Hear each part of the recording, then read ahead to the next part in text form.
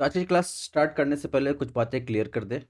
ये जो क्लास होगी पूरी की पूरी टू द पॉइंट क्लास होगी, क्योंकि ये रिवीजन सीरीज है और इसमें हम मध्यकालीन इतिहास में जो आयोग का सबसे पसंदीदा टॉपिकों में से एक है, दूसरा टॉपिक की बात करें तो उसमें मुगल काल है, जिससे 3 से 4 क्वेश्चन आपको मिलने ही मिलने हैं। तो सल्तनत काल को हम पीवाईक्यू के द्वारा, जिसमें पीवाईक्यू ही देखेंगे और प्रीलिम्स फैक्ट देखेंगे जो क्वेश्चन पूछे जाते हैं।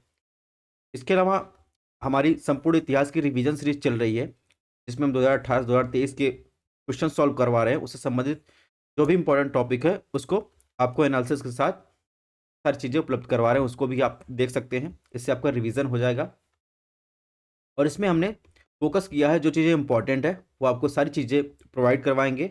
तो ध्यान से आप देखते जाइएगा और सभी काल सल्तनत काल में जितने भी हुए हैं राजा, उनकी चर्चा करेंगे। ठीक है, तो क्लास को शुरुआत करते हैं। और इसके अलावा यहाँ पर देखेंगे तो ये क्यूआर कोड दिए गए हैं, यहाँ से आपको पीडीएफ मिल जाएगी, क्लासेस की इन्फॉर्मेशन मिलेंगे, जिसमें यहाँ पर टेलीग्राम चैनल दिया है, यहाँ पर व्हाट्सएप पेज दिया है, इसको ज्वाइन कर सकते हैं। तो सबसे पहले दिल्ली सल्तनत को चालू करने से पहले देख लेते हैं कुछ उनके शासक के बारे में। तो सबसे पहला आता है मामलुक शासन। इसे क्या कहते हैं? स्लेव डायनेस्टी के रूप में जानते हैं, जिसका टाइम पीरियड था 1206 से 1290। फिर आते हैं कुतुबुद्दीन ऐबक, जिनका टाइम पीरियड आता है 1206 से 1210। ठीक है, इसके बाद आते हैं शमसुद्दीन यानी इल्तुतमिश का शासनकाल आता है। ठीक है, तो इसमें 1210 से 1236 के बीच। इसके बाद रजिया सुल्तान आती हैं 1236 से 1240। तो इन सभी की चर्चा हम लोग करेंगे। तो मामलुक शासन से चालू होकर दिल्ली सल्तनत खत्म होता है इब्राहिम लोदी पर। तो टोटल देखेंगे 1206 से लेकर 1526 तक दिल्ली सल्तनत का टाइम पीरियड रहता है। अब इनको चर्चा करेंगे, उसके साथ ही साथ सबसे पहले दिल्ली सल्तनत के पहले जो है कुछ चीज़ों को देख लेते हैं। जैसे मुस्लिम कानून की बात करें तो उसमें कुरान की बात करें, कुरान और प्रमुख स्रोत की बात करें। हदीस क्या होता है? हदीस पैगंबर के कथनों और कार्यों का उल्लेख आपको मिलेगा। इजमा क्या होता है? इसमें व्याख्या किया गया है कानून का। ठीक है, कयास क्या होता है? तर्क और विश्लेषण के आधार पर कानून की व्याख्या की गई है।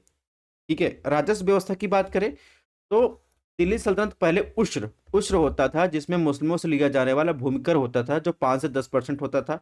खराज की बात करें, खराज एक गैर मुस्लिम से लिया जाने वाला टैक्स होता था, यानी लैंड टैक्स होता था, जिसमें 33 से 50% तक हो सकता था। खुम्स की बात करें, खुम्स जो होता था लूट और खानों की भूमि से प्राप्त खजाने का धन होता था। जक़ात क्या होता था? जक़ात मुस्लिमों पर धार्मिक टैक्स लगाया जाता था।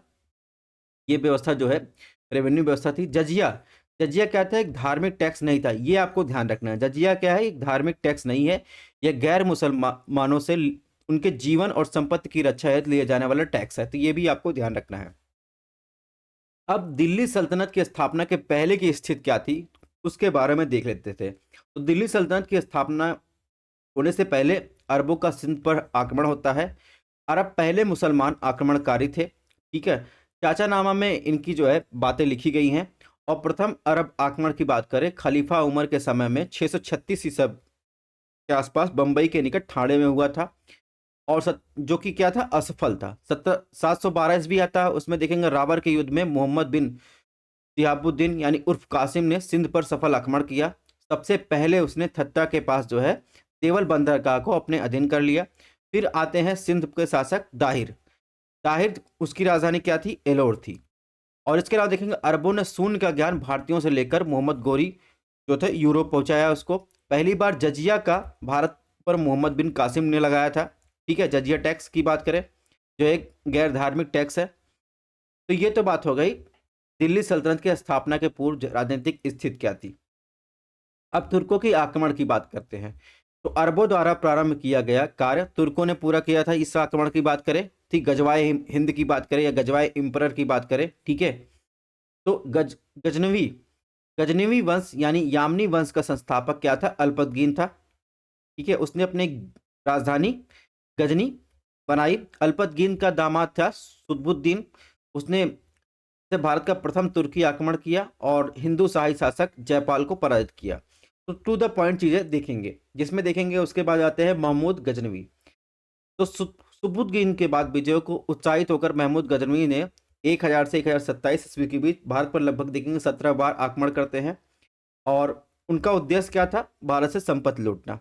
इसके बाद आते हैं महमूद गजनवी के दरबारी इतिहासकार थे उत्वी, और उसके आक्रमण को क्या कहा, जिहाद माना। ठीक है, तो ये चीजें भी आपको ध्यान रखनी है कि कथन दे देगा तो ये मिलान करने के लिए आपको ध्यान रखना है।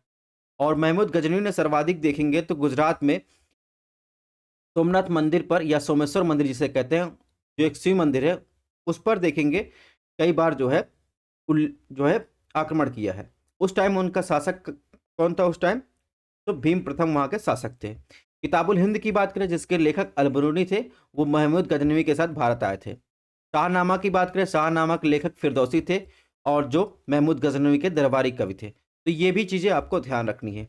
इसके बाद आते हैं मोहम्मद गोरी अर्थात शिहाबुद्दीन उन्हें कहते थे। तो 12वीं सदी के मध्य जो है गौरी वंश का उदय होता है, और गौरी साम्राज्य का आधार देखेंगे तो उत्तर पश्चिमी क्या था, अफगानिस्तान था। ये एरिया क्या था, मोहम्मद गोरी का अधिकार क्षेत्र था। मोहम्मद गोरी ने भारत में तुर्की राज्य की स्थापना की, और मोहम्मद गोरी का प्रथम आक्रमण देखेंगे 1175 ईस्वी में मुल्तान पर होता। ठीक है, फिर वो आगे बढ़ते हुए गुजरात पर आक्रमण करते हैं, लेकिन गुजरात के शासक भीम सेकंड का शासन था, वहां पर वो पराजित होते हैं। फिर आता है 1191 में तराइन का प्रथम युद्ध होता है, जो पृथ्वीराज और तृतीय और मोहम्मद गोरी को पराजित करते हैं। फिर 1192 में देखेंगे तो गोरी वहां पर जीतता है, और इसके बाद तराइन के द्वितीय युद्ध में देखेंगे पृथ्वीराज तृतीय को पराजित किया है मोहम्मद गोरी ने। फिर मोहम्मद गोरी ने सिक्कों पर एक और कलमा खुदा रहता था जो उनके द्वारा जारी किया था, दूसरी ओर देखेंगे लक्ष्मी की आकृति बनी रहती थी। और इसके अलावा देखेंगे मोहम्मद गोरी भारतीय साम्राज्य का स्वामी बताएं तो उसको सबसे महत्वपूर्ण गुलाम था कुतुबुद्दीन ऐबक। ठीक है, तो ये तो बात हो गई मोहम्मद गोरी की। अब बात कर लेते हैं प्रमुख दक्कन राज्य की बात कर लेते हैं।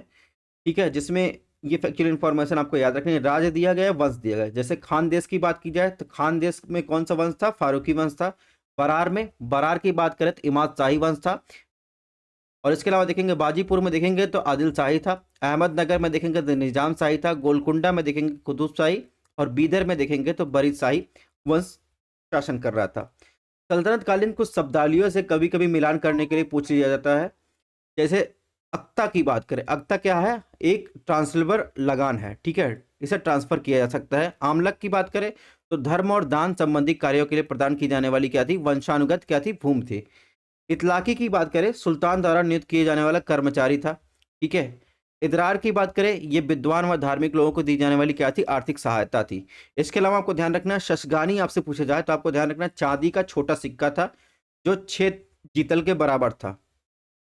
तो इसमें कुछ चीजें आपको ध्यान रखनी है। जैसे जिम्मी, जिम्मी क्या है, गैर मुस्लिम, यानी विजयोपरांत जो प्रजा इस्लाम स्वीकार करने के बदले जजिया देना स्वीकार करती है उसे क्या कहते हैं, जिम्मी कहते हैं। और इसके अलावा मुशरिफ आपको ध्यान रखना है, मुशरिफ जो है गांव में किसानों को भूमि कर वसूले जाने वाला अधिकारी था। ठीक है, अब बात करते हैं कुछ सूफी शब्दावलियों की बात कर लेते हैं, जिसमें आपको ध्यान रखना है वस्ल। वस्ल क्या है, ये ईश्वर की प्राप्ति से संबंधित है। वजहत, वजहत का मतलब होता है उल वदूद, यानी परमात्मा के एकत्व का सिद्धांत। समा, समा क्या है, संगीत एवं नृत्य है। चिल्ला, चिल्ला क्या है, लगातार 40 दिनों तक साधना करने वाले को क्या कहते हैं, चिल्ला कहते हैं। हस्मे दम, हस्मे दम क्या है, प्राणायाम है। फना, ईश्वर के प्रेम में हो जाना, इसे क्या कहते हैं, फना कहते हैं। ठीक है, तवव्वुल, तवव्वुल क्या है, परमात्मा में विश्वास करना। और इसके अलावा कुछ फैक्चुअल इन्फॉर्मेशन हो, जैसे संप्रदाय और संस्थापक पूछे जाए आपसे, तो चिश्ती संप्रदाय की बात करें तो उसे ख्वाजा मोइनुद्दीन चिश्ती ने इसे संस्थापना की थी। सूरतवर्दी की बात करें सिहाबुद्दीन ने। कादिर की बात करें तो शेख अब्दुल कादिर ने किया था। सत्तारी की बात करें शाह अब्दुल्ला सत्तारी ने किया था। फिरदौसी की बात करें इसे बदरुद्दीन ने किया था। और नक्शबंदी की बात करें, नक्शबंदी संप्रदाय को जो है ख्वाजा बाकी बिल्लाह ने किया था। इससे क्वेश्चन आप देखेंगे पीसीएस में तो कम, लेकिन यूपीएससी में क्वेश्चन ज्यादा पूछे गए हैं मिलान के संदर्भ में, 1-2 बार आए हैं। ठीक है, अब बात करते हैं दिल्ली सल्तनत की स्थापना के बाद देखेंगे 13वीं सदी का काल आता है, जिसमें आप देखेंगे गुलाम या स्लेव डायनेस्टी का टाइम पीरियड आता है 1206 से 1290 के बीच। उसमें आते हैं कुतुबुद्दीन ऐबक। ठीक है, मोहम्मद गोरी के बाद आते हैं उनके गुलाम आते हैं कुतुबुद्दीन ऐबक। यहाँ से देखेंगे इसे स्लेव डायनेस्टी कहा जाता है, क्योंकि कुतुबुद्दीन ऐबक के बाद जो उनके आगे का कार्यकाल होगा वो कहीं ना कहीं उनके गुलाम होते हैं, इसीलिए उसे स्लेव डायनेस्टी कहा जाता है। तो कुतुबुद्दीन ऐबक की बात करें 1206 से 1210 के बीच इनका कार्यकाल था। तो तराइन का तीसरा युद्ध होता है 1192 में करनाल हरियाणा में। उसके बाद देखेंगे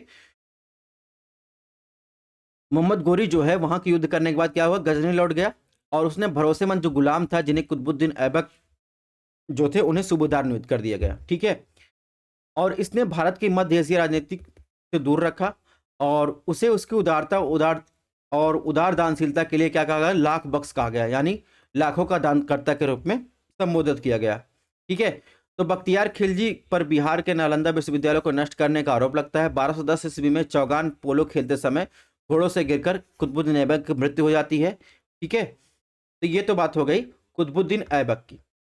अब कुतुबुद्दीन ऐबक ने 2 मस्जिदों का निर्माण करवाया। कुछ स्थापत्य कला की बात कर लेते हैं, जिसमें आप देखेंगे दिल्ली में कुव्वत उल इस्लाम मस्जिद, ठीक है, आपको कुतुब मीनार परिसर मिल जाएगा। 2.5 दिन का झोपड़ा अजमेर में मिल जाएगा। इसके अलावा सूफी संत ख्वाजा कुतुबुद्दीन बख्तियार काकी को समर्पित देखेंगे कुतुब मीनार का निर्माण कार्य शुरू किया, जिसे आप देखेंगे इल्तुतमिश ने जो है पूरा करवाया था। इसके अलावा आप देखेंगे कुतुब मीनार परिसर में ही आपको देखेंगे तो एक पिलर मिल जाएगा लोहे का, ये देखेंगे इस पर अभी तक भी जंग नहीं लगा है। इसे देखेंगे माना जाता है कि चंद्रगुप्त विक्रमादित्य के शासन में निर्माण कार्य किया गया था। 1040 ईस्वी में दिल्ली के संस्थापक अनंग पाल ने इसे जो है दिल्ली लाया था।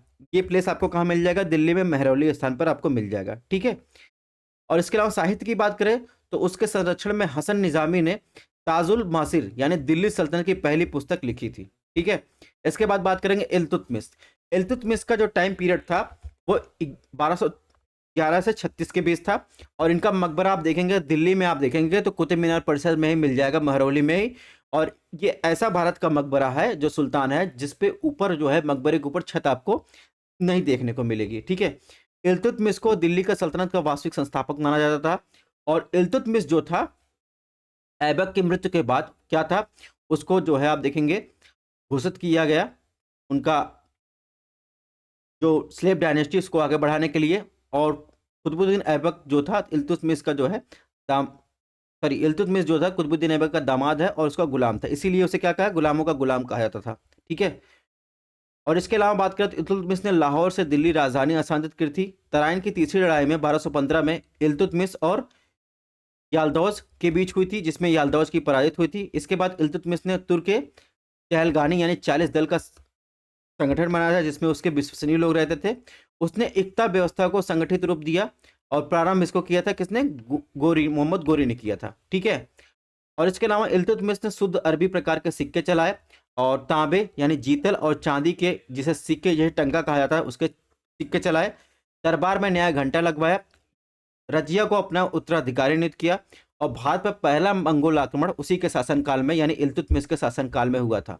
ठीक है, लेकिन उसने मंगोलों के खिलाफ लड़ाई में मध्य एशियाई शासक ख्वारिज्म जलालुद्दीन का समर्थन न करने का करके मंगोलों यानी चंगेज खान से भारत को बचाया था। ठीक है, तो इसमें देखेंगे यूपीएससी प्रीलिम्स 2022-21 में ये क्वेश्चन पूछा गया है।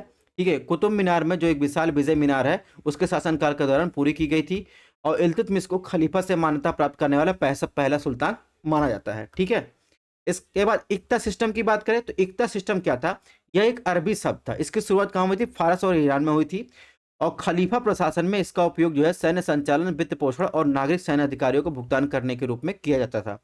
इक्ता का मतलब होता है भूमि अनुदान। ठीक है, जिन्हें आप देखेंगे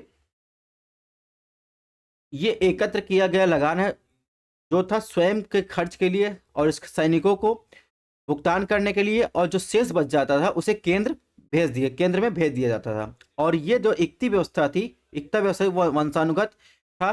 ठीक है, इसका तात्पर्य भूमि पर यानी वंशानुगत नहीं था, सॉरी यहाँ पर होना चाहिए वंशानुगत नहीं था, लेकिन जब फिरोज शाह तुगलक का कार्यकाल आता है इसे वंशानुगत बना दिया गया। ठीक है, इसी संबंध देखेंगे 2019 में पीसीएस यूपीएससी में और इसके अलावा पीसीएस में जो है इक्ता सिस्टम से 2 क्वेश्चन पूछे गए, जिसमें अगर पीसीएस की बात कैसे पूछा है, इक्ता सिस्टम की विशेषता नहीं, ऑप्शन ए इक्ता एक राजस्व संग्रह सिस्टम है, ऑप्शन बी सियासतनामा इक्ता सिस्टम के जानकारी का स्रोत था, ऑप्शन सी इक्ता से राजस्व सीधे सुल्तान को खाते में जाती थी, ऑप्शन डी मुक्ति को इक्ता से एकत्रित राजस्व से सैनिक रखने पड़ते थे। तो इसमें ऑप्शन बी सियासतनामा जो है इक्ता से संबंधित नहीं, बाकी तीनों संबंधित है।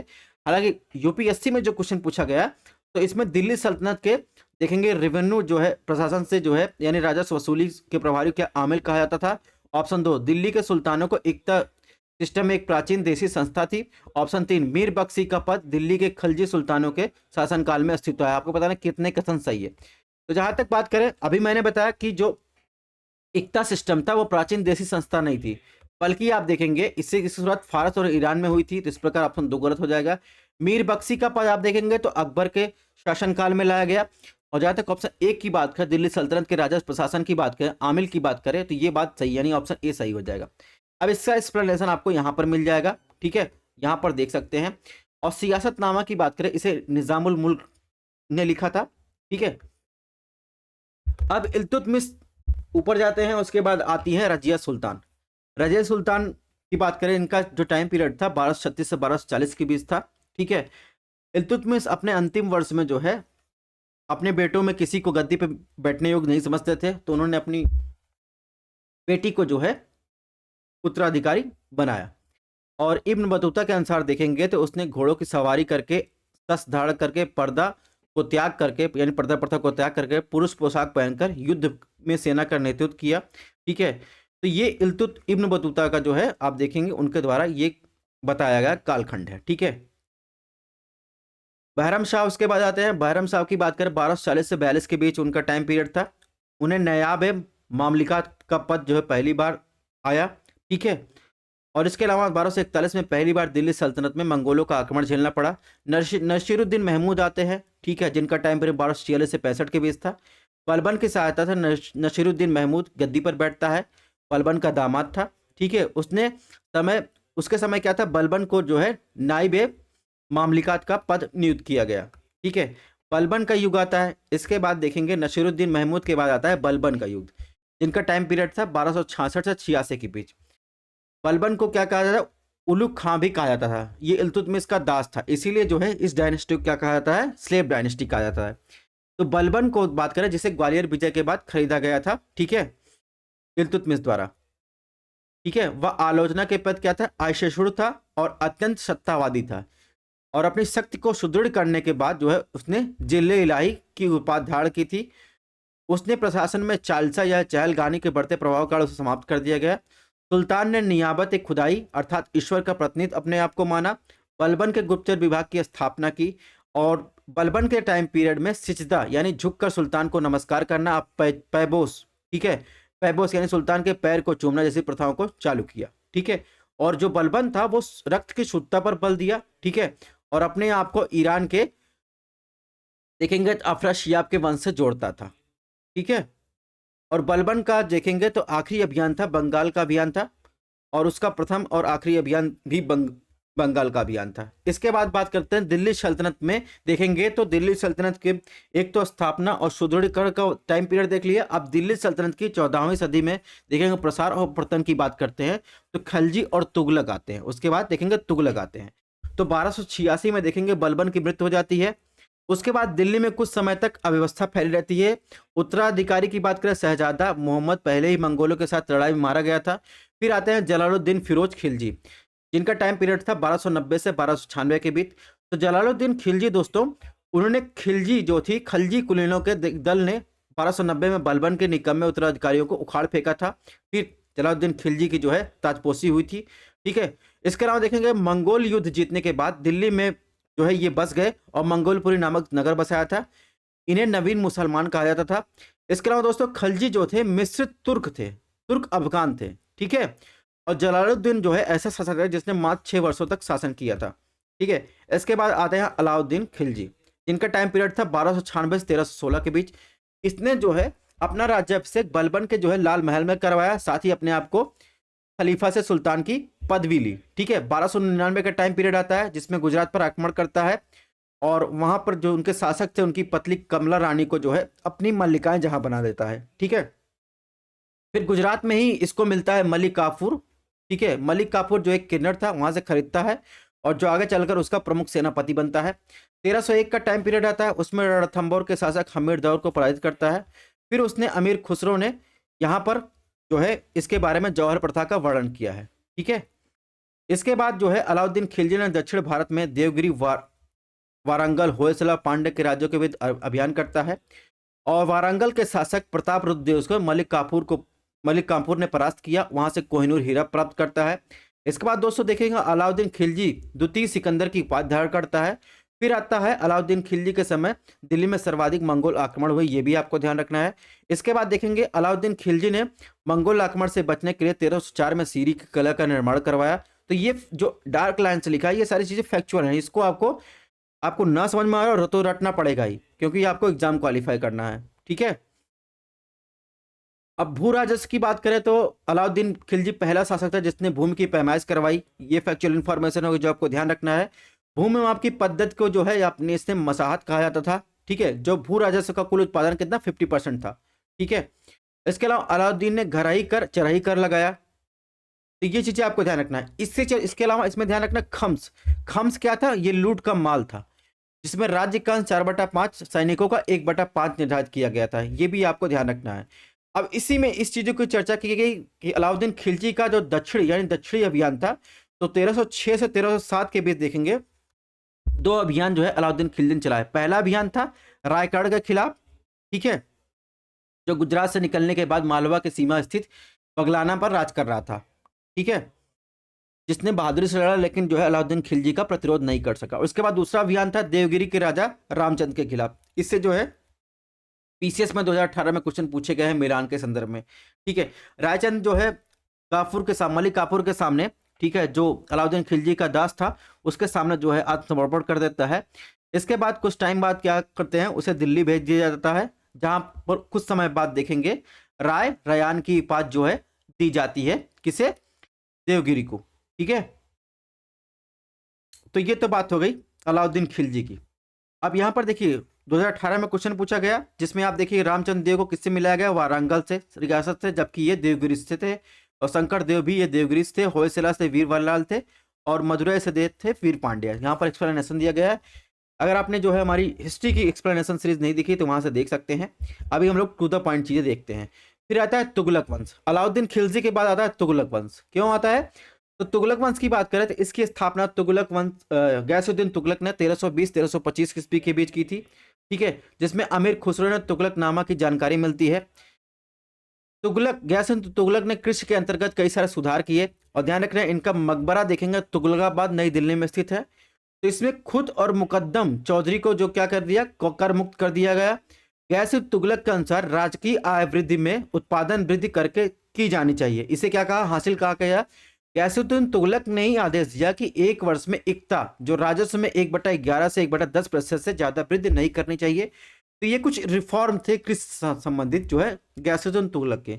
और गयासुद्दीन तुगलक ने ही नहरों की सिंचाई प्रारंभ करने वाला प्रथम सुल्तान था, और प्रथम सुल्तान जिसने डाक व्यवस्था प्रारंभ की, ठीक है। तो ये जो हाईलाइट किया गया है इसको आपको ध्यान रखना है। और बंगाल विजय 1324 के उपलक्ष्य में उसके स्वागत के लिए जैना खान ने अफगानपुर गांव में एक देखेंगे लकड़ी का मकान बनाया था, और बदकिस्मती से गयासुद्दीन तुगलक उसमें दबकर मर गया, ठीक है। तो ये चीजें भी आपको ध्यान रखनी है। तो जो चीजें हाईलाइट की गई हैं उसको आपको ध्यान रखना है।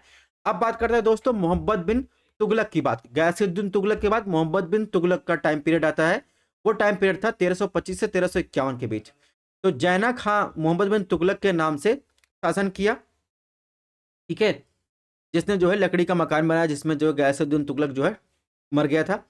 और इसने विभिन्न परियोजनाएं दुआब में कर में वृद्धि की, ठीक है, और भूमि राजस्व को उत्पादन 50% निश्चित किया गया। कृषकों को सभी तकावी ऋणों को माफ कर दिया गया। सूखा पड़ने के बावजूद अधिकारियों के कड़ाई से कर वसूला जिसकी जानकारी मोहम्मद बिन तुगलक को नहीं थी, ठीक है। परियोजना असफल हो गई, ठीक है, ये ध्यान रखना है। और इसी के समय कृषि विभाग यानी दीवाने कोडी की स्थापना की जिसका प्रमुख अमीर कोडी था, ठीक है।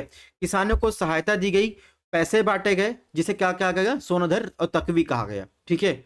और कृषि भूमि के आकलन के लिए रजिस्टर भी तैयार करवाए गए, ठीक है। और ऐसा करने वाला दिल्ली का प्रथम सुल्तान था मोहम्मद बिन तुगलक, ठीक है। इसी ने जो है सर्वप्रथम अकालग्रस्त लोगों की सहायता करने के लिए अकाल कोड तैयार करवाया, ठीक है। अब बात करते हैं राजधानी परिवर्तन की बात करें तो ये टाइम पीरियड था 1326 से 27 के बीच, जिसमें मोहम्मद बिन तुगलक ने राजधानी देवगिरी दौलताबाद को बनाया। कारण क्या था, प्रशासनिक सुविधा के लिए, ठीक है।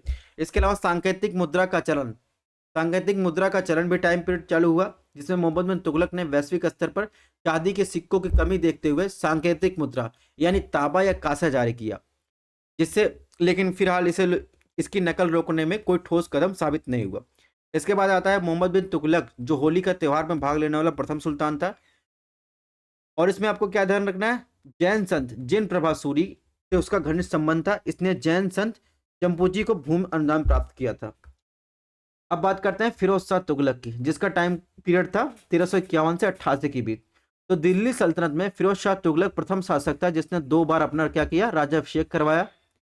ठीक है, अपने जो राज्य की नीतियां थी उसे शरीयत कानून के अनुसार लागू करवाया।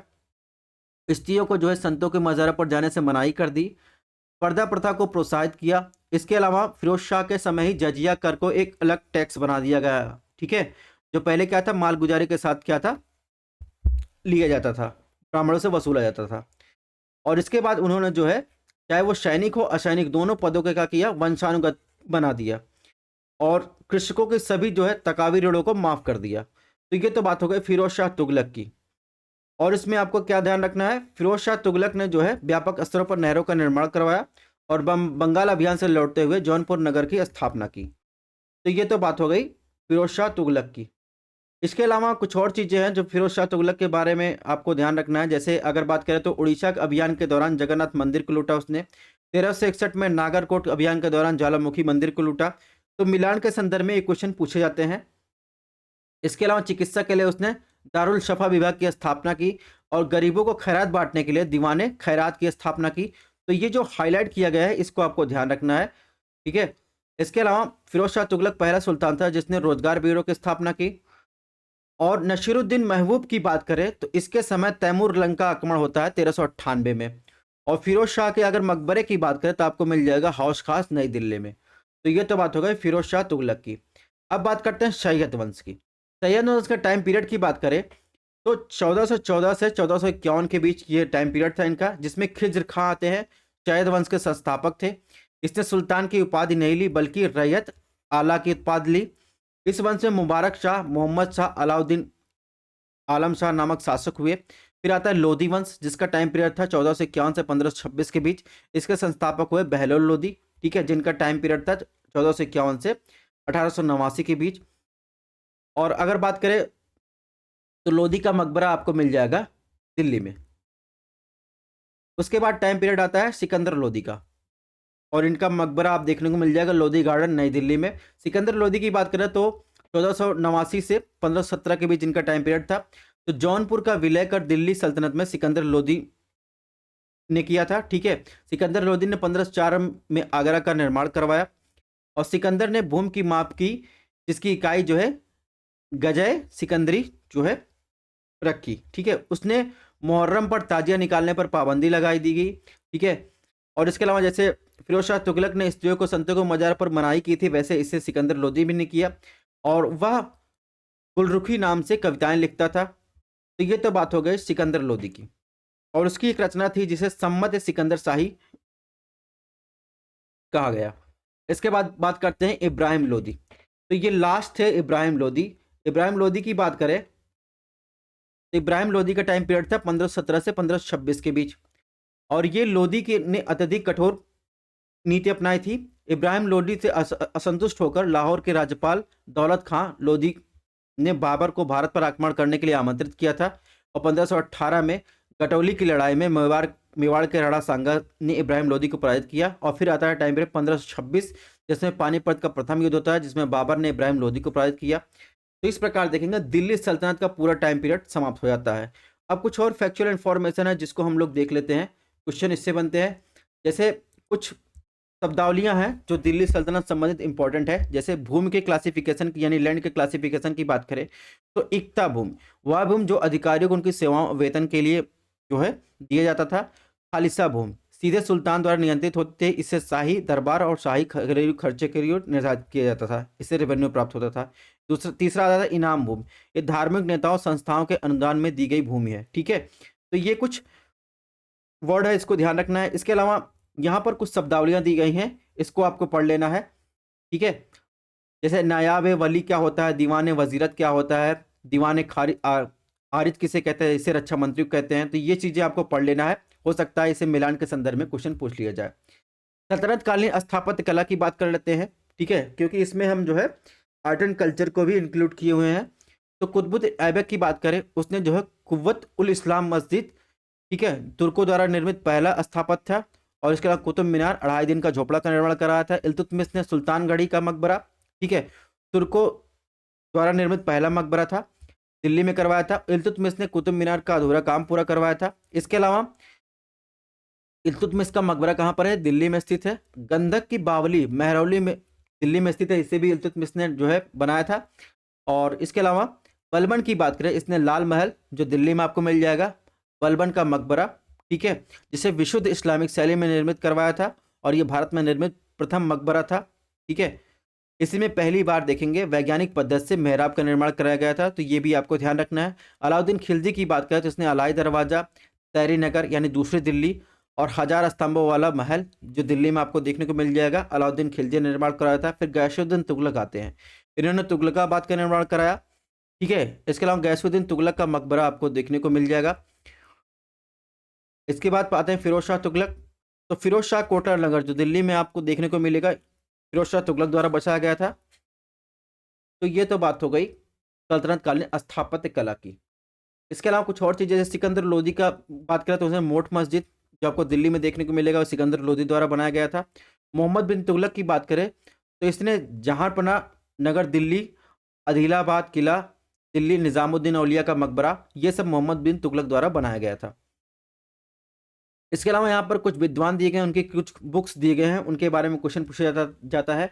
जैसे जियाउद्दीन बर्नी द्वारा देखेंगे तो फतवाए जहांदारी, तहरीक फिरोज शाही और मिनहाज और सिराज की बात करें तो इसे जो है देखेंगे तो इससे जो है पीसीएस 2019 में क्वेश्चन पूछा गया है। तबकात नासिर, जियान नक्काशी की बात करें तो इन्होंने जो है तूतीनामा लिखा। मालधर बसु की बात करें इन्होंने श्री कृष्ण विजय लिखी, जो एक बंगाली कवि थे। फरिश्ता की बात करें इसने गुलशन इब्राहिमी या तहरीक फरिश्ता लिखा।